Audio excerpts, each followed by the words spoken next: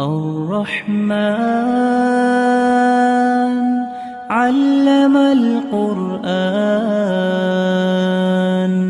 خلق الإنسان. شرور أنفسنا ومن سيئات أعمالنا من يهده الله فلا مضل له ومن يضلل فلا هادي له وأشهد أن لا إله إلا الله وحده لا شريك له وأشهد أن محمدا عبده ورسوله. أما بعد فإن خير الحديث كتاب الله وخير الهدي هدي محمد صلى الله عليه وسلم وشر الأمور محدثاتها وكل محدثة بدعة وكل بدعة ضلالة وكل ضلالة في النار. وأعوذ بالله السميع العليم من الشيطان الرجيم من همزه ونفخه ونفثه. ولقد علموا لمن اشتراه ما له في الآخرة من خلاق. اللهم حبب إلينا الإيمان وزينه في قلوبنا وكره إلينا الكفر والفسوق والعصيان واجعلنا من الراشدين. اللهم زينا بزينة الإيمان واجعلنا هداة مهتدين. اللهم رب زدنا ولا تنقصنا وأكرمنا ولا تهنا. اللهم أعطنا ولا تحرمنا وآثرنا ولا تؤثر علينا. آج کے درس کا عنوان ہے باب ما جاء فی شیء انواع من السحر، یعنی جادو کی بعض قسموں کا بیان. یعنی جس طرح اس سے پہلے جادو کی تعریف، جادو کے نقصانات اور جادو کرنے کا حکم کیا ہے یہ بیان ہوا. اسی طرح جادو کی مختلف قسمیں ہیں، جس طرح سود کی بہت سی قسمیں ہیں جس کا بیان بہت سے دروس میں آپ حضرات نے سنا ہوگا. برائی کی بہت سی برانچیں ہیں، جس طرح ایمان کی بہت ساری شاخیں ہیں. ایمان کے مقابلے میں کفر کی بھی شاخیں ہیں، تو کفر کی شاخوں میں سے ایک شاخ سحر بھی ہے.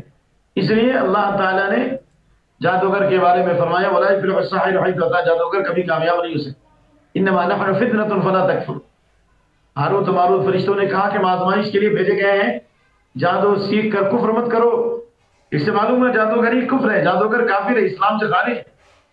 لیکن ابھی جو بعض قسموں کا بیان ہو رہا ہے ان میں بعض قسمیں جو ہاتھ کا کمال ہے، یا اس اعتبار سے جادو کی قسموں میں ہے کہ جس طرح جادو سے تفریق پیدا ہوتی ہے، فساد پیدا ہوتا ہے، اختلاف پیدا ہوتا ہے، انتشار پیدا ہوتا ہے، معاشرے میں بگاڑ پیدا ہوتا ہے، اسی طرح سے بعض جادو کی قسمیں جو دیکھنے میں جادو تو نہیں ہے لیکن جادو سے زیادہ تخریب کاری پیدا ہوتی ہے، اختلاف ہوتا ہے، تفریق پیدا ہوتی ہے، خاندان برباد ہوتے ہیں. تو ان کو بھی جادو کی قسموں میں شمار کیا گیا علت کی وجہ سے.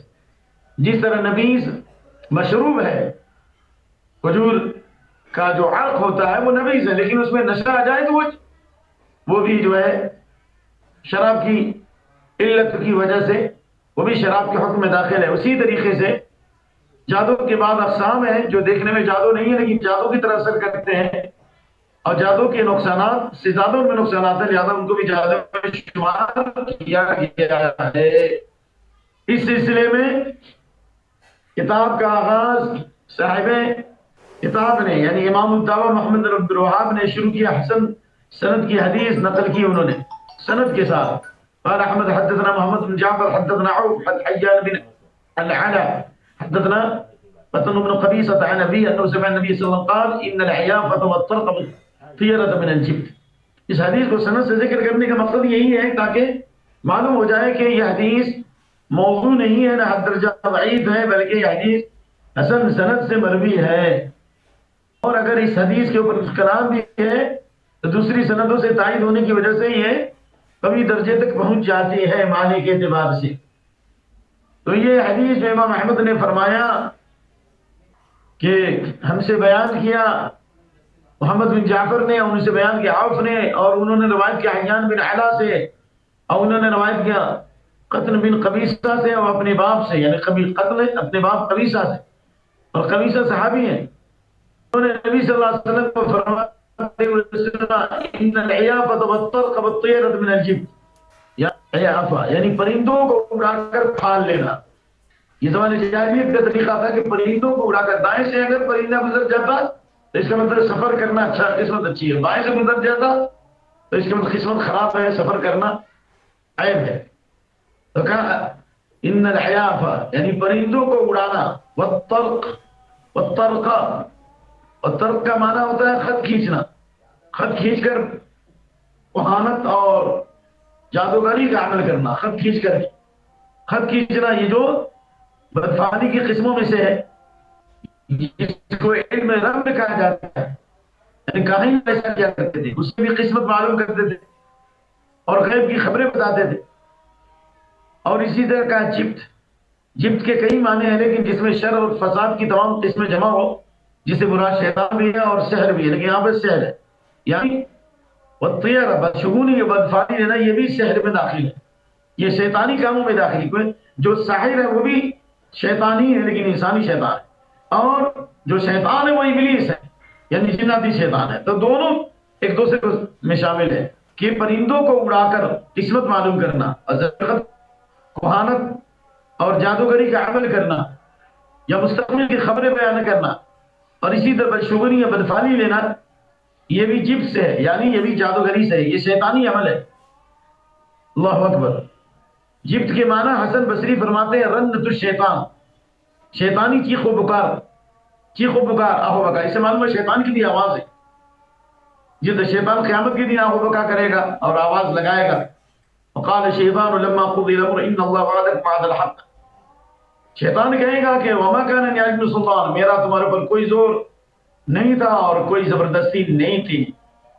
اسی طرح دنیا میں بھی شیطان چیخ و پکار کرتا ہے، جس طرح نبی صلی اللہ علیہ وسلم نے جب مدینہ کے لوگوں سے، یثرب کے لوگوں سے بیعت عقبہ اولا کیا تھا کہ ہم آپ کے مدینہ میں جائیں گے تو آپ ہمیں تعاون کا عہد کریں اور ہماری حفاظت کا عہد کریں اور دین کی راہ میں تعاون کریں، تو اس بات کو شیطان نے کفار میں پھیلایا، چیخ و پکار کیا، جس آواز کو مکہ کے لوگوں نے بھی سنا، شیطان کی بھی آواز ہوتی ہے، اور اللہ نے کہا وَاسْتَفْزِرْ مَنِ اسْتَطَعْتَ مِنْهُمْ بِصَوْتِكَ، جس کو تو چاہ بھڑکا لے، گمراہ کر دے اپنی آواز سے، شیطان کی بھی آواز ہوتی ہے۔ اس کی سند جید ہے، ابو داؤد، نسائی، ابن حبان نے اپنی صحیح میں اس کو مسند روایت کیا ہے، یعنی حسن بصری کا قول ہے، اور بعض روایت میں مسند، یعنی اس کی سند نبی صلی اللہ علیہ وسلم تک جاتی ہے۔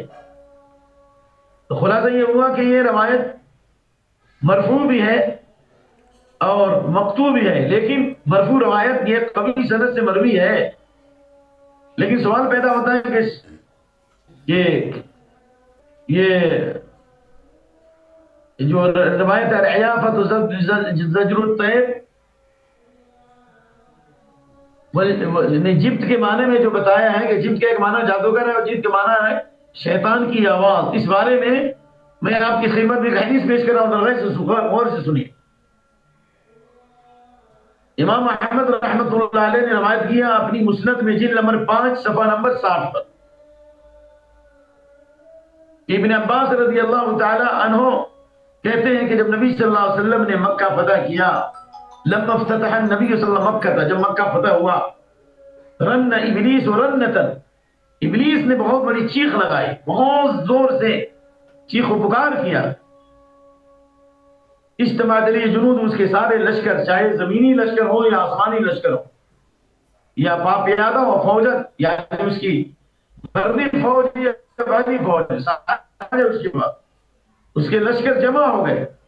تو اس نے کیا کہا، ابلیس نے کیا کہا، ای اسو ان ترتد امت محمد صلی اللہ علیہ وسلم علی الشرک، اس بات سے مایوس ہو جاؤ کہ محمد کی امت شرک کے اوپر کبھی دوبارہ لوٹ کے نہیں آئے گی، یعنی مرتد نہیں ہوگی دین سے، پھر شرک نہیں کرے، یعنی شیطان اس بات سے مایوس ہو چکا ہے کہ جزیرہ عرب میں اس کی عبادت کی جائے گی۔ یہ روایت ابن عباس سے بھی ہے اور حضرت جابر سے بھی مختلف الفاظ کے ساتھ کہ اللہ کے نبی نے مکہ جب فتح ہوا اس وقت بھی آپ نے یہ حدیث بیان کی، شیطان نے جب یہ چیخ لگائی نا، اس بات سے مایوس ہو جاؤ کہ محمد کی امت شرک پہ نہیں آ سکتی آج کے بعد، جو اللہ نے رحمتوں کا نزول فرمایا اور اسلام کو غلبہ عطا فرمایا اور دشمنوں کو ذلیل و خوار کیا اور حق کا علم اور پرچم بلند ہوا، تو شیطان اس حالت کو دیکھ کر کے کہا کہ مایوس ہو گیا، میں مایوس ہو جاؤ، لیکن افتنوہم فی دینہم، یعنی لیکن اس کے دین میں فتنہ ڈالو، شبہات ڈال دو، شہوات ڈال دو، شریعت سے دور کر دو، اختلاف ڈال دو، ایمان کی بشاشت میں کمی کر دو، ایمان کی تازگی ان کے دلوں سے چھین لو۔ ماہ مثال ماہ چمکتا تھا جس کے داغ سجود، خریدی نہیں ہے فرنگی نے وہ مسلمان ہے، وَأَفْشُوا فِيهِمُ النَّوْحَ، نوحہ خانی ان کے اندر پیدا کر دو، میت کی موت پر چیخ و پکار کرے، جو کبیرہ گناہوں میں سے ہے اور جس کو قیامت کے دن نواخوانی کرنے والوں پر، نواخوانی کرنے والیوں کو سخت قسم کا عذاب دیا جائے گا، تارکول کے کپڑے پہنائے جائے گا، جہنم کی آگ میں اللہ۔ اس حدیث کو طبرانی نے بھی روایت کیا اور امام حزمی نے مجمع الزوائد میں، اور کہا ورجال موثقون، اس لیے رجال ایمان فکرہ ہے، یعنی ان کی توثیق کی گئی ہے۔ لیکن شیطان مایوس ہو چکا ہے۔ اس کی ایک تعبیر یہ بھی ہے کہ شرک غالب نہیں ہوگا، جیسے وہ حدیث ہے کہ وَلَا أَخَافُ عَلَيْكُمْ أَن تُشْرِكُوا بَعْدِي، میں اس بات مَا أَخَافُ عَلَيْكُمْ أَن تُشْرِكُوا بَعْدِي، میں اس بات کا خوف نہیں کھاتا کہ تم میرے بعد شرک میں چلے جاؤ گے، لیکن اس بات سے خوف کھاتا ہوں کہ دنیا تم پر فشار کر دی جائے گی اور فتنہ فسقیہ، اور تم دنیا کی بھاگ دوڑ میں لگ جاؤ گے۔ اسی مراد کی شرک غالب نہیں آئے گا پوری دنیا میں، بلکہ ایک جماعت حق پر قائم رہے گی۔ تو شیطان اس بات سے مایوس ہو چکا ہے، جزیرہ عرب میں شیطانی حکومت نہیں آئے گی، اور الحمدللہ یہ نشانی پوری ہوئی، پورا جزیرہ عرب شرک و کفر سے پاک ہوا۔ یہ الگ بات ہے کہ شیطان کے مایوس ہونے کے بعد بھی شیخ محمد بن عبد الوہاب کی آمد سے پہلے پھر جزیرہ عرب میں شرک آیا، لیکن اللہ تعالیٰ نے ایسے افراد کو پیدا کیا جن کے ذریعے شرک کا خاتمہ ہوا اور حق کا پرچم لہرایا، اور اللہ قیامت تک حق کو غالب فرمائے۔ چنانچہ اس حدیث کی روشنی میں حضرت حسن بصری کا قول میں نے آپ کی خدمت میں پیش کیا، اور اس حدیث کی روشنی میں یہ بات واضح ہو گئی کہ چڑیوں کو اڑانا اور خط کھینچنا یہ بھی، اور اسی طریقے سے بدشگونی لینا، یہ بھی جادو میں ہے۔ کیوں؟ اس لیے کہ جس جادو سے فساد پھیلتا ہے، چڑیوں کو اڑانے سے بھی شرک پھیلتا ہے، خط کھینچنے سے بھی شرک پھیلتا ہے، بدشگونی سے بھی شرک پھیلتا ہے۔ اس سے بات کے اعتبار سے مشابہت ہو گئی، نمائش شرک ہو گیا۔ جس طرح کہا ہے کہ 5 شیر ہے، تو شیر کا مطلب جسمانی شیر نہیں ہے، لیکن شیر کی صفت ہے اس کے اندر، ٹھیک ہے۔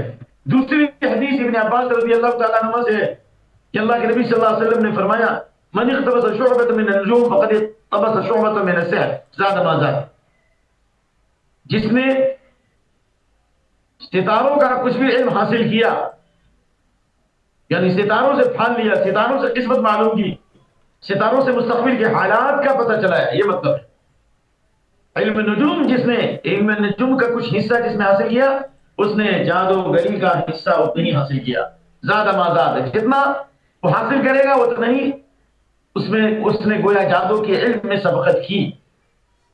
اس حدیث کو ابو داؤد نے روایت کیا، اس کی سند صحیح ہے، اور نسائی سے ابو ہریرہ رضی اللہ عنہ کی حدیث ہے من عقد عقدۃ ثم نفذ فيها فقد سحر ومن سحر فقد اشرك ومن تعلق شيئا وكل اليه۔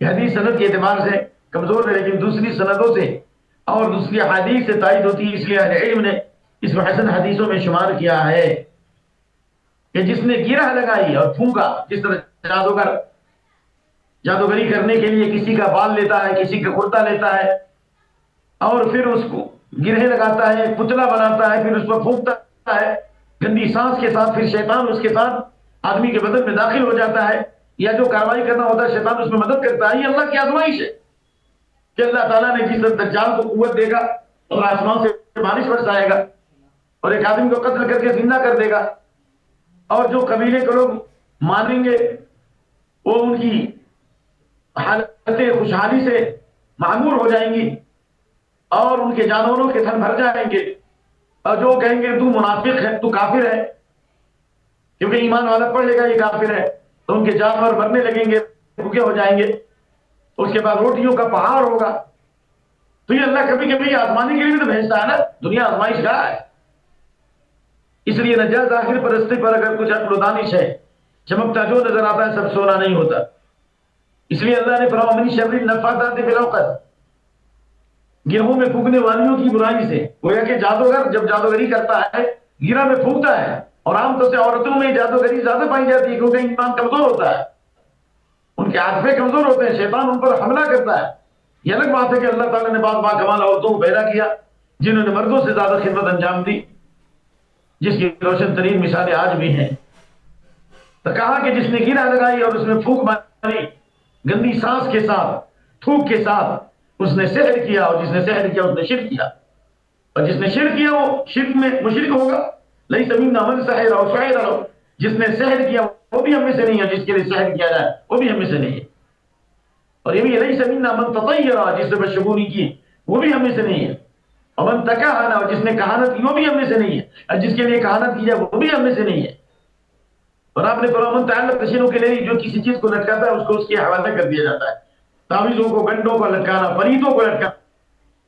اسی طریقے سے قسمت معلوم کرنے کے لیے اور مالدار بننے کے لیے انگوٹھی باندھنا، جو بھی یہ کام کرتا ہے اللہ اس کو اسی کے حوالے کر دے گا، اللہ کی مدد اس سے رک جائے گی۔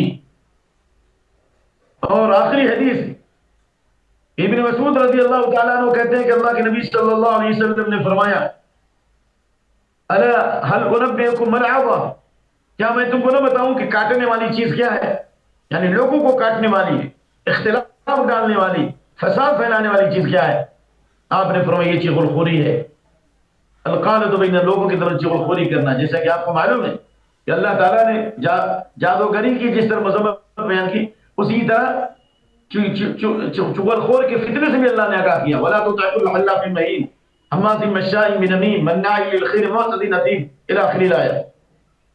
بہت زیادہ ذلیل و خسیس قسم کھانے والے کی بات مت مانو، چغل خوروں کی بات مت مانو جو فساد پھیلاتا ہے۔ اور اللہ کے نبی کی حدیث لن يدخل النمام، چغل خور جنت میں داخل نہیں ہوگا۔ آپ صلی اللہ علیہ وسلم لا يدخل الجنت نمام، بخاری مسلم کی حدیث ہے، چغل خور جنت میں داخل نہیں ہوگا، یعنی اگر اس نے توبہ نہیں کیا تو وہ داخل نہیں ہوگا، اور اگر چغل خوری کے ساتھ اگر شرکیہ کام کیا تو یقیناً ہمیشہ ہمیں جہنم میں رہے گا، اور اگر شرکیہ کام نہیں کیا اور چغل خوری کیا تو دخول اول نصیب نہیں ہوگا، انٹری نہیں پہلے نہیں ہوگی بلکہ عذاب کو پائے گا، کیونکہ چغل خوروں کا عذاب نبی صلی اللہ علیہ وسلم نے دکھلایا گیا ہے۔ جو چغل خوری کرتا ہے، جو لوگوں کے دل میں اختلاف ڈالتا ہے، حدیث سمرہ بن جندب کی حدیث ہے کہ قبر میں مسلسل عذاب دیا جا رہا ہے، اسے مسلسل عذاب دیا جا رہا ہے، چغل خوروں کو، غیبت کرنے والوں کو، جھوٹی خبریں پھیلانے والوں کو مسلسل عذاب دیا جا رہا ہے، بلکہ بعض الفاظ میں یہاں تک ہے یفعل بی الی یوم القیامہ، قیامت تک یہ عذاب دیا جائے گا، نعوذ باللہ، مسلسل عذاب دیا جائے گا۔ اس کا نقصان سحر سے بھی زیادہ ہے۔ اس لیے جو ہے بعض سلف کا قول ہے، یحییٰ بن ابی کثیر کا، کہ یحییٰ بن ابی کثیر وغیرہ کا قول ہے کہ النمام یفسد فی ساعۃ ما لا یفسد ساحر فی شہر، چغل خور چند گھڑیوں میں یعنی گھنٹے میں اتنا فساد برپا کرتا ہے کہ جادوگر ایک مہینے میں نہیں کرتا۔ ایک مہینے تک جو جادوگری کر فساد پھیلائے گا وہ ایک گھنٹے میں، چند لمحوں میں چغل خور کے ذریعے فساد پھیلتا ہے، پورا ملک تباہ ہو گیا، پورا معاشرہ تباہ ہو گیا، پورے خاندان میں آگ بھڑک گئی، جنگی کاروائیاں ہو گئیں چغل خوروں کی وجہ سے، دونوں طرف چغل خوری کرنے کی وجہ سے۔ اور اس کی ایک مثال دینا چاہتا ہوں کہ حضرت علی رضی اللہ تعالیٰ عنہ کی شہادت سے پہلے حضرت عثمان رضی اللہ عنہ کی شہادت ہوئی، اور اس شہادت کا سبب کیا بنا؟ یہی عبداللہ بن سبا کی ناپاک اولاد، جنہوں نے دونوں فرقوں نے اختلاف ڈالا، حضرت عثمان رضی اللہ عنہ کے خلاف لوگوں کو اکسایا کہ یہ اقربا پروری کرتے ہیں، یہ عدل و انصاف نہیں کرتے، یہاں تک کہ ان سماجی فتنوں کی وجہ سے ان کی شہادت ہوئی، اور پھر اس کے بعد دو جماعتوں نے مسلمانوں کو بانٹ دیا، ایک جو حضرت عثمان رضی اللہ تعالیٰ عنہ کے رشتہ داروں کو اور ان کے بنی خواہوں کو، اور دوسری طرف حضرت علی رضی اللہ عنہ کی جماعت میں اختلاف ڈالا، جو حضرت عثمان کے وہ لوگ بھی خیر خواہ تھے، بنی خواہ تھے، لیکن دونوں کو بدگما کر دیا، دونوں طرف خطوط کے ذریعے ایک دوسرے سے بدگما کیا، اور دونوں کو لشکر کو قریب کر دیا، دونوں تک تیر پھیلا دیا، تیر مار دیا، اور اس کی شکایت ان کو، ان کی شکایت ان کو۔ پہلے چغل خوری کے ذریعے سے غلط خبریں پھیلائے، جھوٹی خبریں پھیلائے، مسلمان اس کی تحقیق نہ کر سکے، اور اس کے بعد جب دونوں لشکر آپس میں قریب قریب ہو گئے تو دونوں تک تیر برسا دیا، یہاں تک علماء نے خطا کی تھی، صدیوں نے سزا پائی۔ شیخ صفی الرحمان رحمۃ اللہ نے سچ کہا کہ حضرت علی اور معاویہ رضی اللہ عنہ کی جنگیں اگر نہیں ہوتی تو قریب تھا کہ پوری دنیا پہ اسلام پہ جھنڈا لہراتا جاتا، لیکن ان کے آپسی اختلاف کی وجہ سے یہ اسلام کی شرط رک گئی، اسلام کا غلبہ رک گیا، اسلام کا قافلہ رک گیا، اسلام کا جو سیلاب تھا وہ سیلاب تھم گیا۔ یہی چغل خوری کا نقصان ہے۔ النمام یفسد فی ساعۃ ما لا یفسد الساحر فی شہر، چغل خور ایک لمحے میں جو کام کرتا ہے جادوگر ایک مہینے میں بلکہ سالوں میں نہیں کرتا، یہ حقیقت ہے۔ اس لیے چغلخوری بہت مذموم شے ہے. آج جو بڑے بڑے ملک میں جو تباہی آئی اور بربادی آئی، انہی غلط شکایتوں کی وجہ سے، اختلاف کی وجہ سے، ایک دوسرے سے بدگما کیا، حکام سے بدگما کیا، کفر کے فتوے داغے، مسائل کی تحقیق نہیں ہوئی، علماء سے بزدل کیا، دینداروں سے بزدل کیا، ایک کو دوسرے سے لڑایا. آج یہی تو چل رہا ہے. آج چینلوں میں یہی چل رہا ہے، جماعتوں میں یہی چل رہا ہے، کمیٹی میں یہی چل رہا ہے، مسجدوں میں بھی یہی چل رہا ہے. یہ کی شکایت دوسرے کو، دوسرے کی شکایت تیسرے کو. اس لیے اللہ کے نبی صلی اللہ علیہ وسلم کی حدیث ہے بخاری مسلم کی، تجد من شر الناس یوم القیامت عند اللہ ذی الوجہین، تمام لوگوں میں قیامت کے دن سب سے بدترین پاؤ گے، ذلیل پاؤ گے، سب سے بدترین پاؤ گے دو چہرے والے کو. یعنی ایک کے پاس جائے تو ہذا یاتی ہؤلاء بوجہ، اس کے پاس جاتا ہے تو ان کی بات کرتا ہے، اور دوسرے کے پاس جاتا ہے تو ان کی بات کرتا ہے. ان کی بات ان کے خلاف، ان کی بات ان کے خلاف. حالانکہ اختلاف کو ختم کرنے کے لیے، بھائیوں میں صلح کرنے کے لیے، بہنوں میں صلح کرنے کے لیے، ایک دوسرے کی شکایت نہ کر کے بلکہ جھوٹ بول کر کہ وہ گالی دیتا نہیں بلکہ تمہارے لیے دعا کرتا ہے، اگر گالی دے رہا ہو تو کہیں دعا کرتا ہے، آپ کی تعریف کرتا ہے، یہ جائز ہے بلکہ فضیلت ہے. 3 جگہوں پہ جو جھوٹ جائز ہے اس میں سے والکذب یصلح بین الناس، صلح کرانے کے لیے. لیکن یہ چغلخور اگر وہ صحیح بات بھی کہتا ہے، مثال کے طور پر اگر اس کو گالی بھی دیا پھر بھی گالی کو پھیلاتا ہے تاکہ اختلاف ڈالے، اس میں نمک مرچ ملا دے، تو یہ دو چہرے والے لوگ ہیں، بدترین لوگ ہیں یہ لوگ. اللہ اکبر. تو خلاصہ کلام یہ ہوا، یہ چغلخوری بہت ملعون چیز ہے، گناہ کبیرہ میں داخل ہے اور اللہ کی رحمت سے دور کرنے والی چیز ہے. اور ایسے لوگوں کے چہروں پر رونق نہیں آتی، ان کی اولاد بھی نافرمان ہو جاتی ہے، اور اس چغلخوری کے ذریعے سے جو مال کمائے گا وہ مال بھی اس کے لیے وبال جان بنے گا. اس چغلخوری کی وجہ سے لوگوں کا سینہ کینے سے بھر جاتا ہے اور کینے کو پھیلاتا ہے. کینہ ماسٹر، کینہ پرانر ہے، کینے کی پرانی کرنے والا ہے، پھیلانے والا ہے، کینے کی تجارت کرنے والا ہے. اسے اللہ نے کیا فرمایا؟ وَيْلٌ لِكُلِّ هُمَزَةٍ لُمَزَةٍ الَّذِي جَمَعَ مَالًا وَعَدَّدَهُ. اللہ اکبر. ہلاکت و بربادی ہے چغلخوروں کے لیے، پیٹھ پیچھے برائی بیان کرنے والوں کے لیے، تانا دینے والوں کے لیے، سب اس میں داخل ہے. کیا ہے وہ؟ الذی، جو مالوں کو جمع کر رہا ہے، پیسے جمع کر رہا ہے شکایتیں کر کے اور گن گن کے رکھتا ہے، یہ سمجھتا ہے کہ اس کا مال اس کا ہمیشہ رکھے گا. ایسے چغلخوری کرنے والے، غیبت کرنے والے، لوگوں کو لڑانے والے، ایک جماعت دوسری جماعت کو برا بھلا کہنے والے، پیسے کے لیے کبھی اس جماعت میں چلے گئے، کبھی اس جماعت میں چلے گئے، کبھی اس پارٹی میں چلے گئے، چلو اس طرف کو جدھر کی ہوا ہو. اللہ نے فرمایا کلا لیمبذن فی الحطمہ، ہرگز نہیں ایسے لوگوں کو چکنا چور کرنے والی آگ میں جھونک دیا جائے گا. وما ادراک ما الحطمہ، یہ چکنا چور کرنے والی آگ کیا ہے؟ نار اللہ الموقدہ، اللہ کی بھڑکائی ہوئی آگ ہے. ایک تو جہنم کی آگ، دنیا کی آگ سے 69 ڈگری گریڈ آگے. اللہ اکبر. بعض سلف کا قول ہے کہ دنیا میں کو جلانے کے لیے جہنم کی ایک چنگاری کافی ہے. اور امام راضی نے کہا کہ اگر جہنم کی آگ سے نکال کر اگر انسان کو دنیا کی آگ میں ڈالا جائے تو ایسا لگے گا گویا کہ یہ برفیلی چیز ہے، گویا کہ یہ آئس ہے. اللہ اکبر. ٹھنڈا معلوم ہوگا. اللہ اکبر. اللہ نے فرمایا یحسب ان مالہ اخلدہ، کیا وہ سمجھتا ہے کہ اس کا مال اس کا ہمیشہ رکھے گا؟ چغلخوروں کو یہ معلوم ہونا چاہیے، فساد پھیلانے والوں کو معلوم ہونا چاہیے. نار اللہ الموقدہ، اللہ کی بھڑکائی آگ، التی تطلع علی الافئدہ، جو سینے تک پہنچ جائے گی. سینوں میں کینہ پیدا کیا، سینوں میں اختلاف پیدا کیا، انتشار پیدا کیا، تو جہنم میں اللہ تعالیٰ اس کو سینے تک آگ دے گا. جہنم کی آگ اس کے سینے تک ہوگی، اور اوپر سے بھی آگ ہوگی. لہم من فوق ظلل من النار، اوپر سے بھی آگ ہوگی، نیچے سے بھی آگ ہوگی. اور ان نہاری موصلہ، بڑے بڑے کھمبوں میں، ستونوں میں باندھا جائے گا، جہاں جو لوگوں کو اس سے حق کاٹ دیا، اس سے کاٹ دیا، فلاں کو فلاں سے بانٹ دیا، سب لوگ اپنی اپنی جگہ رہ گئے، رشتہ داریاں کٹنے لگی. ایسے لوگوں کو اسی کے مطابق عذاب دیا جائے گا، بڑے بڑے ستونوں میں باندھا جائے گا اور ان کے اوپر دروازے بند کر دیے جائیں گے. نعوذ باللہ من ذلک. اللہ تعالیٰ اس برائی سے معاشرے کو پاک فرمائے، اس برائی سے ہمارے گھروں کو پاک فرمائے، ہماری مجلسوں کو پاک فرمائے، ہماری عبادت گاہوں کو پاک فرمائے، ہماری انجمنوں کو پاک فرمائے. خیر اور بھلائی پھیلانے کی رب العالمین توفیق عطا فرما. اس کے بعد والی حدیث، ان رسول اللہ صلی اللہ علیہ وسلم قال هل انبئكم العوى، کیا میں نہ بتا دوں کاٹنے والی چیز کیا ہے؟ کہا هي القالۃ بین الناس، لوگوں کے درمیان چغلخوری کرنا، پھیلانا. اور اس کے بعد والی حدیث، نبی صلی اللہ علیہ وسلم نے فرمایا ان من البیان لسحرا، جان لو کہ بعض بیان، قوت بیان، فصاحت و بلاغت اور جذاب کلام جذاب، وہ جو جس میں کشش پائی جائے، جس میں قوت تاثیر پائی جائے، کہا کہ وہ گویا کہ بعض بیان، گویا کہ بعض بیان کیا ہے؟ سحر ہے، یعنی جادو کی طرح اثر کرتا ہے۔ تو جو بیان حق کی اشاعت کے لیے ہو، حق کی تائید کے لیے ہو، یقیناً یہ بیان قابل محمود، قابل تعریف ہے، محمود ہے۔ لیکن غلط باتوں کو، جھوٹی باتوں کو خوبصورت انداز میں بیان کیا جائے تو جس طرح سحر سے فساد پھیلتا ہے، اس کے بیان سے بھی فساد پھیلتا ہے۔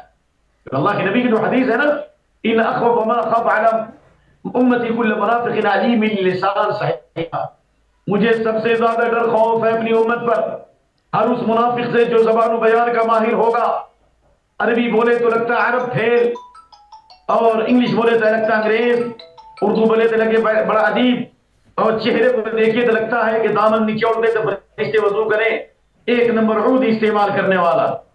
تو یہ زبان کا فتنہ بہت بڑا فتنہ ہے، بلکہ اللہ کے نبی کے حدیث میں اس سے پہلے بھی کہا ہوں ستکون فتنۃ صماء بکماء عمیاء، گم کے بہرے فتنے پیدا ہوں گے، انسان حق نہیں بول پائے گا، حق نہیں سمجھ سکے گا، حق دیکھ نہیں سکے گا، یہ فتنے پھیل جائیں گے۔ لیکن یہ فتنوں کی وجہ کیا ہے؟ اللسان فی اشد من وقع السیف، زبان کا فتنہ تلوار کے فتنے سے زیادہ تیز، زبان کے غلط استعمال سے۔ اس لیے بعض ملکوں میں جنگیں کرانے والے، یہی جھوٹی خبریں پھیلانے والے، یہ چینل والے لوگ ہیں، یہ دجال ہے، یہ کذاب ہے اس دور کے یہ ابلیس کی روحانی اولاد ہے، جو غلط خبریں پھیلا کر کے ایک ملک کو دوسرے ملک سے وطن کیا، ایک ملک کو دوسرے ملک سے لڑایا، ایک خاندان کو دوسرے خاندان سے لڑایا۔ یہ تو حدیث اللہ کے نبی کی حدیث ہے، ستاتی علی الناس سنوات خداعات، دھوکے کے ساتھ آئیں گے، فریب کے ساتھ آئیں گے، فراڈ کے ساتھ آئیں گے، یصدق فیہ الکاذب، جو جھوٹا ہوگا ایک نمبر کا کمینہ ہوگا، اس کو سچا ثابت کیا جائے گا، وَيُكَذَّبُ فِيهِ الصَّادِقُ، اور جو سچا ہوگا اس کو جھوٹا ثابت کیا جائے گا، وَيُخَوَّنُ الْأَمِينَ، امانت داروں کو خائن کہا جائے گا، خیانت کرنے والا، اور جو خائن ہوگا اس کو امانت دار ثابت کیا جائے گا۔ وَيَنْتِقُ فِيهِ غَيْرُ اللَّهِ، چینلوں پر کون آ جائیں گے؟ چینلوں پر کون آ جائیں گے؟ اسکرین پر کون آئیں گے؟ ذلیل و خسیس لوگ، کمتر لوگ، حقیر لوگ، کمینہ کے بیٹا کمینہ، ایسے لوگوں کے بارے میں فتوے دے گا۔ حدیث عمر بن عاص کی بھی، ان من الشرات السادة ان ترفع الاشرار وتوضع الخيار، بدترین لوگوں کو اٹھایا جائے گا اور نیک لوگوں کو پس کیا جائے گا۔ وتقرأ المثنات، بار بار مارکیٹ میں کتابیں پڑھی جائیں گی، ہر وقت پڑھی جائیں گی۔ پوچھا گیا مثنات کیا ہے؟ قال کتب غیر کتاب اللہ، اللہ کی کتاب کو چھوڑ کر مارکیٹ میں بڑی کتابیں آ جائیں گی، گھروں میں کتابیں آ جائیں گی، مسجدوں میں کتابیں آ جائیں گی، ہر جگہ اسی کو پڑھیں گے۔ تو قرآن و سنت سے ہٹنا، صحابہ کے منہج سے ہٹنا، یہ شرک کے پھیلنے کا سبب ہے، کفر کے پھیلنے کا سبب ہے، معصیت کا سبب ہے، اختلاف کا سبب ہے، فسق و فجور کا سبب ہے، اور معاشرے کے اندر بدامنی کا سبب ہے، چغل خوری، اور یہ تمام خرافات جو پیدا ہوئے اس کی بڑی وجہ ہے کہ ہم نے قرآن و سنت کو، صحابہ کے منہج کو چھوڑا، ان کے دین کو چھوڑا، ان کے عقیدے کو چھوڑا، ان کے طریقے کو چھوڑا۔ چند لوگ بیچارے غربت کی زندگی گزار رہے ہیں، اجنبیت کی زندگی گزار رہے ہیں، ان کی حیثیت کچھ بھی نہیں ہے۔ جماعت سلف کا قول ہے کہ آخری زمانے میں جو دین پر چلنے والے ہوں گے، صحیح دین کی تبلیغ کرنے والے ہوں گے، اپنی زبانوں کی اصلاح کرنے والے، اپنی نگاہوں کی اصلاح کرنے والے، اپنی بال بچوں کی فکر کرنے والے لوگ ہوں گے، ان کی حیثیت کیسی ہوگی؟ مرے ہوئے گدھے سے بھی بدتر ہو جائے۔ نعوذ باللہ من ذلک۔ یہ ہوا آج کے درس کا خلاصہ، اور اس سلسلے میں کچھ باتیں میں آپ کی خدمت میں پیش کرنے جا رہا ہوں۔ یہ علم نجوم کی دو قسمیں ہیں، ذرا غور سے سنیں۔ یہ ستارے کا جو علم حاصل کرتے ہیں، ایک قسم کیا علم تاثیر اور ایک علم تسییر۔ اللہ اکبر۔ ہماری عزیز نے کتاب التوحید کی شرح کی ہے، اللہ تعالیٰ ان کی حفاظت کرے اور ان کی خدمات کو قبول کرے۔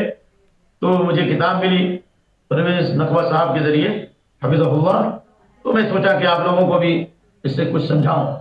یہ نجوم کا جو علم ہے، ستاروں کا جو علم، اس کی دو قسمیں، ایک علم تاثیر اور ایک علم تسییر۔ علم تاثیر کا مطلب یہ عقیدہ رکھا جائے کہ ستارے حالات اور کائنات کے اوپر اثر انداز ہوتے ہیں، اگر یہ ستارہ دیکھا تو کوئی مصیبت آئے گی، اور یہ ستارہ دیکھا تو اس کا مطلب کوئی بڑا واقعہ رونما ہوگا. یہ ستارہ دیکھا تو مطلب نہیں کہ یہ بارش ہونے والی ہے. تو یہ بھی سب شرک کی قسموں میں داخل ہے. لیکن ذرا دیکھیے، پہلی قسم جو ہے شرک اصغر ہے، دوسری قسم شرک اکبر ہے. اگر کوئی یہ اعتقاد رکھے کہ نفع نقصان کا مالک اللہ ہے لیکن ستارے سبب ہیں، تو یہ شرک اصغر ہے. کیا مطلب اس کا؟ کہ اللہ نفع نقصان کا مالک ہے لیکن اللہ نے سبب بنایا. جس طرح کھانے سے بھوک مرتی ہے اور پیاس، پانی سے پیاس بجھتی ہے، تو گویا کہ اللہ تعالیٰ ہی مالک ہے لیکن یہ ستارے سبب ہیں بارش کے، اور یہ ستارے سبب ہیں کائنات کے اندر واقعات. ستارے سبب ہیں مصیبت آنے کی، اللہ نے اس کو سبب بنایا. تو یہ شرک اصغر ہے. جس طرح وہ حدیث آپ نے سنی ہوگی سورہ حدیبیہ کی صبح آپ نے فرمایا کہ اللہ فرماتا ہے اصبح من عبادی مؤمن بی وکافر بی. میرے بندے دو قسم کے ہیں، جنہوں نے ایک قسم وہ ہے جنہوں نے صبح کیا میرے اوپر ایمان لاتے ہوئے، اور دوسری قسم صبح کی میرے ساتھ کفر کرتے. اما من قال مطیعنا بنوء کذا و کذا، جس نے کہا کہ فلاں نچھتر کی وجہ سے بارش ہوئی، فلاں ستارے کی وجہ سے بارش ہوئی، تو یہ وہ میرے ساتھ کفر کرنے والا ہے، ستاروں پر ایمان لانے والا ہے. فذلک مؤمن بالکواکب وکافر بی، وہ ستاروں پر ایمان لانے والا ہے، میرے ساتھ کفر کرنے والا ہے. اور اما من قال مطیعنا بفضل اللہ ورحمتہ، جس نے کہا کہ بارش ہوئی اللہ کے فضل سے، اللہ کی رحمت سے بارش ہوئی، فلاں موسم کی وجہ سے نہیں، مانسون کی وجہ سے نہیں ہوئی، بلکہ اللہ کے فضل کی وجہ سے ہوئی، تو یہ میرے اوپر ایمان لانے والا اور کافروں اور ستاروں کا انکار کرنے والا ہے. یہ مانسون، یہ کہیں کہ اللہ نے ایک ظاہری سبب بنایا مانسون کو، لیکن بارش اللہ کے فضل سے ہوئی. یہ سمجھنا کہ اللہ نے سبب بنایا مانسون کو، لیکن الفاظ یہ کہے جائیں جب بارش ہو تو کہیں کہ اللہ کے فضل بارش ہے. لیکن یہ کہا کہ نہیں اللہ نے برسایا لیکن مانسون کو بھیج کر کے برسایا، مانسون سے برسایا، تو یہ شرک اصغر میں ہے. اس کا گناہ بھی زنا سے زیادہ ہے، فحشی سے زیادہ ہے، چغل خوری سے بھی بڑا گناہ ہے یہ، اگر انسان توبہ نہ کرے تو. صرف وہ مشرک کافر نہیں ہوگا، لیکن بعض اہل علم کی تشریح کے مطابق اگر توبہ نہیں کیا تو بھی جنت میں دخول اول نصیب نہیں ہوگا. اللہ اکبر. ٹھیک ہے. لیکن اگر کوئی یہ کہے کہ نہیں مانسون اس سبب ہے بارش ہے، مانسون میں تاثیر ہے، اللہ تعالیٰ نے اس میں تاثیر رکھی ہے، جس طرح چاقو میں کاٹنے کی تاثیر ہے، مانسون آنا گویا کہ فی نفس سے ہی اس میں نفع نقصان ہے، فی نفس سے ہی اس کے اندر تاثیر ہے. فلاں ستارے میں یہ تاثیر اللہ نے ڈال دی ہے، یہ فی نفس ہی اللہ نے اس کے اندر تصرف کا حق دیا ہے. وہ عزت بھی دیتے ہیں، ذلیل بھی کرتے ہیں، انسان کی قسمتیں بھی بناتے ہیں. تو یہ شرک اکبر ہے، نعوذ باللہ من ذلک. اور علم نجوم کی دوسری قسم جو ہے، جو جائز ہے وقت معلوم کرنے کے لیے، سمت معلوم کرنے کے لیے، جہت معلوم کرنے کے لیے، تو کوئی حرج نہیں ہے، کیونکہ اللہ تعالیٰ نے فرمایا وَعَلَامَاتٍ وَبِالنَّجْمِ هُمْ يَهْتَدُونَ، ستاروں کے ذریعے وہ ہدایت پاتے ہیں، یعنی راستے کو دیکھتے ہیں. پہلے دور میں جب گھڑیاں نہیں تھی وہ ستاروں سے وقت معلوم کرتے تھے، فجر کا وقت، عصر کا وقت، مغرب کدھر، مشرق کدھر، شمال کدھر، جنوب کدھر ہے. یہ جائز ہے. اور بعض حالات میں واجب ہوتا ہے، جیسے جس کے ذریعے واجب مکمل ہوتا ہو وہ چیز بھی واجب ہوتی ہے. جیسے کوئی صحرا کی چٹیل میدان میں ہو اور نماز کے لیے جہت قبلہ کی تعین کرنا چاہتا ہو، تو ایسے موقع پر اگر اس کے پاس ستاروں کا علم ہے اور اس کے ذریعے سے اس کو قبلے کا علم ہوتا ہے، تو ایسے موقع پر اس علم کا استعمال کرنا واجب ہے. یہ مطلب ہے، نہ یہ کہ ہر آدمی پر واجب ہے کہ وہ علم نجوم قبلے کا صرف معلوم کرنے کے لیے ستارے کا علم حاصل کرے. نہیں، یعنی اس کو ہم دوسرے لوگ فلکیات کہتے ہیں، یعنی فلکیات کا علم ہے اور اس کے ذریعے جہت معلوم ہوتی ہے جو مغرب اور مشرق کدھر، قبلہ کدھر ہے، تو اس کے لیے ضروری ہے کہ وہ اس علم کو استعمال کر کے وہ معلوم کرے. مثال کے طور پر موبائل کے اندر اس کے پاس ایسے ایپ ہیں جس سے پتا چلتا ہے کہ قبلہ ادھر ہے، تو اس کے لیے ضروری ہے کہ ایپ استعمال کرے. یہ مطلب ہوا. اللہ اکبر. اس کے بعد یہ جو بیان والی جو بات آئی نا، بیان والی بات، تام اور مکمل فساد جو عقلوں کو مسخر کر لے اور افکار بدل ڈالے، اس کی دو قسمیں ہیں. نمبر ایک قابل ستائش ہے اگر اس سے حق کا اثبات اور باطل کا رد ہو، قابل مذمت اگر اس سے باطل کے اثبات اور حق کا رد ہو. جیسے وہ حدیث آپ نے اس سے پہلے سنی ہوگی جسے امام ترمذی نے روایت کیا ہے اور عبداللہ بن مبارک اس حدیث کی تائید کرتے ہیں. سند کمزور ہے لیکن دوسری حدیثوں سے معنی کے اعتبار سے قوی ہو جاتی ہے کہ اللہ کے نبی کی حدیث ہے کہ آخری زمانے میں ایسے لوگ ہوں گے، اللہ اکبر، السن رحلہ من العسل، جن کی زبانیں شہد سے زیادہ میٹھی ہوں گی، جو حق و باطل کو گڑ گڑ کریں گے تو اللہ نے فرمایا بھی حلف میری قسم ہے لبعثن علیہم فتنۃ تدع الحلیم حیران، میں ایسے فتنے بھیجوں گا جس میں ایک حلیم آدمی، شریف آدمی، متحمل مزاج آدمی بھی پریشان ہو جائے گا کہ حق کدھر ہے. تو ان زبانوں کے غلط استعمال کرنے سے، جن کی زبانیں شاہ سے زیادہ میٹھی ہوں گی، اور یلبسون لباس ظان، یعنی بھیڑ کا کی جو روئیں ہوتے ہیں، ان کے جو بال ہوتے ہیں، اس سے بھی زیادہ نرم و نازک کپڑے استعمال کریں گے. زبانیں بڑی میٹھی ہوں گی لیکن اس کے دل بھیڑیے کے ہوں گے. ایسے وقت میں فتنہ برپا ہوگا، جب آپ نے اس سے پہلے بھی سنا ہے، یاتی فی آخر زمان دجالون کذاب، آخری زمانے میں دجال کذاب پیدا ہوں گے جو تمہارے سامنے ایسی باتیں بیان کریں گے جن کو نہ تم نے سنا نہ تمہارے باپ دادوں نے سنا. خوبصورت انداز میں بیان کریں گے، اچھے انداز میں بیان کریں گے، شرک کی تبلیغ کریں گے.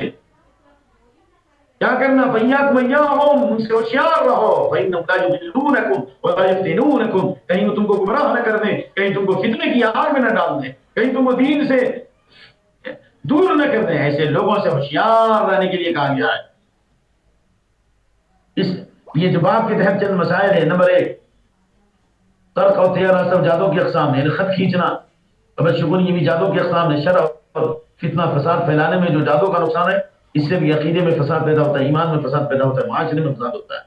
دوسرا، ان تینوں کی مکمل وضاحت اور تفصیل بھی سامنے آ چکی ہے. علم النجوم جادو ہی کی ایک قسم ہے. چوتھا، گرہ لگانا، پھونک مارنا بھی جادو کی قسم ہے. چغلی کرنا بھی جادو کی قسم ہے، کہ یہ جادو کی طرح لوگوں کے مابین پھوٹ ڈالنے کا کام کرتی ہے. چھٹا، بعض لوگوں کا فصیح و بلیغ کلام بھی بعض اوقات جادو کا اثر رکھتا ہے، کیونکہ فصیح و بلیغ انسان بسا اوقات لوگوں کو کسی کام پر آمادہ کرتا ہے یا کسی کام سے پھیر دیتا ہے. تو اللہ تعالیٰ ہمیں خیر کے لیے اچھی زبانوں کو استعمال کرنے کی توفیق دے. اور اگر کسی کے پاس قوت گویائی ہے اور اس کے پاس زبان و بیان کا عمدہ انداز ہے، اللہ اس کو غلط جگہوں پر استعمال کرنے سے بچائے، کیونکہ جہنم میں سب سے زیادہ لوگ کیسے جائیں؟ اکثر ما يدخل النار الفم والفرج، زبان اور شرمگاہ کی وجہ سے سب سے زیادہ لوگ جہنم میں داخل ہوں گے. وهل يكب الناس في النار على أيديهم وقال على مناخرهم لحصائد ألسنتهم، زبان کو قینچیوں کی طرح چلانے کی وجہ سے لوگ جہنم کے اندر چہرے کے بل ڈالے جائیں گے. اور عقبہ بن عامر رضی اللہ عنہ کی حدیث ہے ترمذی کی، پوچھا کہ نجات کا راستہ کیا ہے؟ تو آپ صلی اللہ علیہ وسلم نے فرمایا املیک علیک لسان ہے، زبان کو روک لو، ولیسعک بیتک، تمہارا گھر تمہارے لیے کافی ہو، یعنی اپنے گھر میں رہو، فتنوں کے وقت میں باہر مت نکلو. وابکی علی خطیئتک، اور اپنی غلطیوں پر رو، دوسروں کو حکم مت لگاؤ بلکہ اپنے اوپر رو، اپنی غلطیوں کو ٹٹولو. تو الحمدللہ اس باب کے تحت جو باتیں مختصر انداز میں تھیں میں نے آپ کی خدمت میں پیش کیا ہے. اللہ سے دعا کرتا ہوں کہ جو بیان میں بے اعتدالی ہوئی ہو یا جلد بازی ہوئی ہو یا کوئی مضمون واضح نہیں ہوا ہو تو اللہ تعالیٰ معاف فرما دے، اور اللہ تعالیٰ ہمیں حق سوچنے سمجھنے کی توفیق دے. ایک حدیث مجھے ابھی سامنے آ گئی، وہ بھی پیش کر دوں کہ کبھی کبھی انسان غلط زبان استعمال کرنے کی وجہ سے لوگوں کی زمینوں کو ہڑپ لیتا ہے، لوگوں کا مال کو ہڑپ لیتا ہے، جو آج کل اس کی مقدار حد سے زیادہ بڑھ چکی ہے. وہ حدیث بھی سن لیجئے جو بخاری مسلم کی حدیث ہے، انکم تختصمون الیہ، تم ہمارے پاس اپنے جھگڑوں کو لاتے ہو، ولعل بعضکم الحن بحجتی من بعض، تم میں سے بعض اپنے ساتھی کے مقابلے میں زبان کے بیان و اسلوب کے اعتبار سے بہت زیادہ مؤثر ہوتا ہے، اس کا بیان، اس کا انداز، اس کی بات، دوسرا آدمی اپنی بات ثابت نہیں کر پاتا لکنت کی وجہ سے. تو آپ نے فرمایا کہ فقضی لہ بنحو ما اسمع، میں سن کر ہی فیصلہ کروں گا، کیونکہ آپ عالم الغیب نہیں تھے. فمن قضیت له بحق اخیہ شیئا بقولی، اور جس کے لیے میں فیصلہ کر دوں اس کے بھائی کے حق کا، یعنی اپنی زبان کی چرب کی وجہ سے اور فصاحت کی وجہ سے اگر اس کے حق میں فیصلہ کر دوں تو اس کے لیے وہ مال کبھی جائز نہیں ہوگا، سمجھو کہ وہ جہنم کا ٹکڑا ہے. فإنما أقطع القطعة من النار، میں اس کے لیے جہنم کا ٹکڑا دے رہا ہوں. فلا يأخذها، اسے ہرگز نہ لے. اس حدیث کو امام بخاری روایت کی، حدیث نمبر 2680، مسلم 1713. تو الحمدللہ آج کا باب ختم ہو گیا، اور اس کے بعد والا جو باب آنے والا ہے باذن اللہ، کہانت کے تعلق سے، کہانت کیا ہے، اور جو لوگ صاحبوں عاملوں کے بعد نجومیوں کے بعد جا کر کے مستقبل کا علم حاصل کرتے ہیں، اولاد ہوگی کہ نہیں ہوگی، بچہ ہمارا بھاگیہ آئے گا کہ نہیں آئے گا، مالداری کب آنے والی ہے، ایسی باتیں جو لوگ جاتے ہیں ان کے بعد ایسے لوگوں کی 40 دن کی نماز قبول نہیں ہوگی، یا ایسے لوگ اس عمل کی وجہ سے کافرانہ جماعت میں شامل ہو جائیں گے، جس کی تفصیل بتائی جائے گی اس کے بعد۔ تب تک اجازت دیجیے، انشاءاللہ کل بھی اسی ٹائم پر ہم آپ کی خدمت میں حاضر ہوں گے۔ اللہ تعالیٰ کے اسماء الحسنی صفات العلیٰ سے دعا ہے کہ اللہ ہمارے اندر ایمانی حرارت پیدا فرمائے، اخلاص عطا فرمائے، کتاب و سنت سیکھنے کا جذبہ عطا فرمائے، اور یہ صحیح دین اور عقیدے کو پھیلانے کی توفیق عطا فرمائے، کیونکہ آخری زمانے میں جو لوگ حق کو پھیلائیں گے اور شرک اور بدعت سے لوگوں کو ڈرائیں گے تو ان کی بہت زیادہ فضیلت ہے۔ وہ حدیثیں بھی ہیں کہ اللہ تعالیٰ ایسے لوگوں کو صحابہ کی جماعت سے ملا دے گا، تابعین کی جماعت سے ملا دے گا۔ اللہ تعالیٰ تو اپنے فضل سے ہمیں شامل فرما۔ اللهم حبب إلينا الإيمان وزينه في قلوبنا كره إلينا الكفر والفسوق والعصيان واجعلنا من الراشدين. اللهم زينا بزينة الإيمان واجعلنا هداة مهتدين. اللهم اقسم لنا من خشيتك ما يحول بيننا وبين معاصيك، ومن طاعتك ما تبلغنا به جنتك، ومن اليقين ما تهون به علينا مصائب الدنيا. اللهم متعنا بأسماعنا وأبصارنا وقواتنا أبدا ما بقيتنا، واجعله الوارث منا، واجعل ثارنا على من ظلمنا، وانصرنا على من عادانا. اللهم لا تجعل مصيبتنا في ديننا، اللهم لا تجعل مصيبتنا في ديننا، اللهم لا تجعل مصيبتنا في ديننا. اللهم لا تجعل الدنيا أكبر همنا ولا مبلغ علمنا ولا غاية رغبتنا، ولا تسلط علينا من لا يرحمنا بذنوبنا. سبحان ربك رب العزة عما يصفون، وسلام على المرسلين، والحمد لله رب العالمين. سبوح القدوس رب الملائكة والروح، سبحان ذي الجبروت والملكوت والكبرياء والعظمة. والسلام عليكم ورحمة الله وبركاته.